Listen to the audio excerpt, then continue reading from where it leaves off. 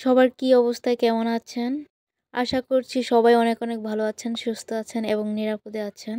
আলহামদুলিল্লাহ আমিও আমার পরিবার নিয়ে ভালো আছি।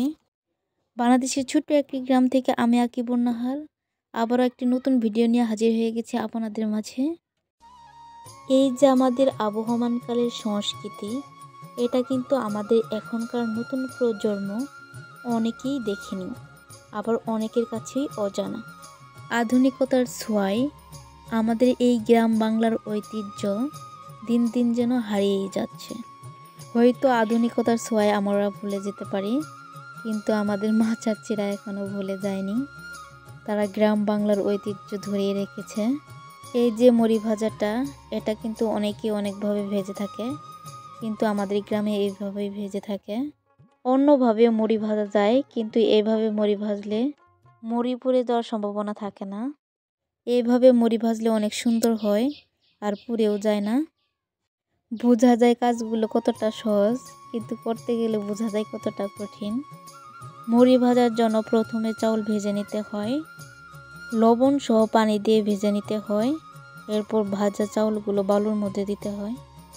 যখন লবণ সহ পানি চাউলের মধ্যে দেয়, তখন কিন্তু অনেকটাই আঠালো হয়ে যায় চাউল নাড়া দিতে অনেকটাই কষ্ট হয়, আর এই সময় চাউল বেশি নাড়াচাড়া করতে হয়। এই সময় পাতিলের চাউলগুলো কাঠি দিয়ে প্রচুর নাড়াচাড়া দিতে হয়। আর যদি চাউল পুড়ে যায়, মুড়ি কিন্তু অতটা ভালো হবে না। তো ভিডিও দেখতে দেখতে যদি এই পর্যন্ত চলে আসেন, প্লিজ একটি লাইক দিয়ে কন্টিনিউ করবেন। আর যদি আপনি নতুন ভিজিট করে থাকেন, যদি আমার ভিডিওটি ভালো লেগে থাকে, তো চাইলে আপনি চ্যানেলটি সাবস্ক্রাইব করে আমার সঙ্গে থাকতে পারেন। আর যারা অলরেডি এই কাজটি করে দিয়েছেন, তাদেরকে জানাই অসংখ্য ধন্যবাদ। যে আমার মিষ্টি আপুরা গ্রামে থাকেন, তারা কিন্তু সবাই কম বেশি জানেন কিভাবে মুড়ি ভাজতে হয়। হয়তো কিছু বলতে গেলে ভুল হবে, তবুও কিছু বলার চেষ্টা করলাম। যদি ভুল হয়ে থাকে ক্ষমার সুন্দর দৃষ্টিতে দেখবেন। অগ্রহায়ণের নতুন ধান ঘরে তুলে পিঠা পুলি আর মুড়ি ভাজার আমেজ শুরু হয়ে যায় আমাদের গ্রামে।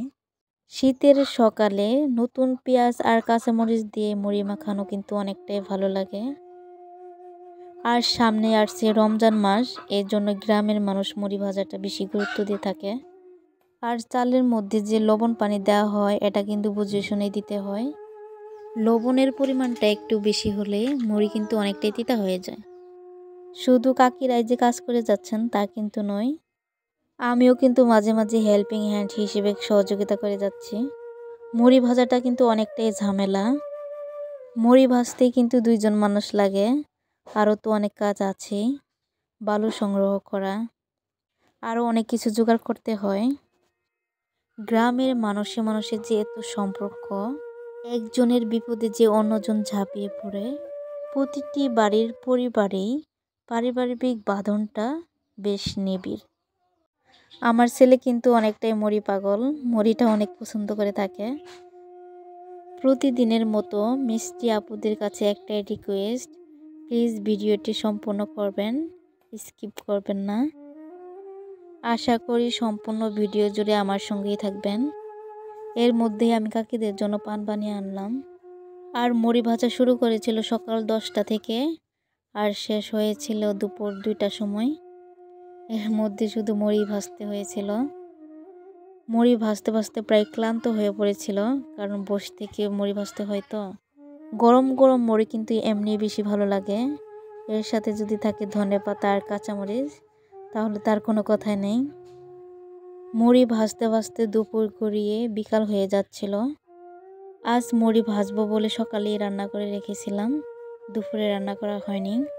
মুড়ি ভাজার কাজেই ব্যস্ত ছিলাম। মুড়ি ভাজা শেষ হলে আবার মুড়ি ভাজার পরে মুড়িতে কিন্তু অনেক বালু লেগে থাকে, পরে চালন দিয়ে ঝেঁকে নিলাম।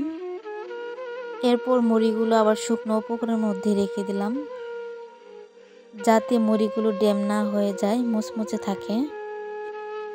যেহেতু আমার মুড়ি ভাজতে অনেকটাই সময় লেগে গেছে, তাই রাতে বিশেষ কিছু করব না, হালকা কিছু একটা করে নিব। লাল শাক ভাতে দিব ভর্তা করার জন্য, আর বড়া বানিয়ে নিব। ফ্রিজে 2টি ডিম ছিল, ওই 2টাই ভেজে নিব। লাল শাক আর বেগুন আমাদের সবজি ক্ষেত থেকে তুলে আনলাম।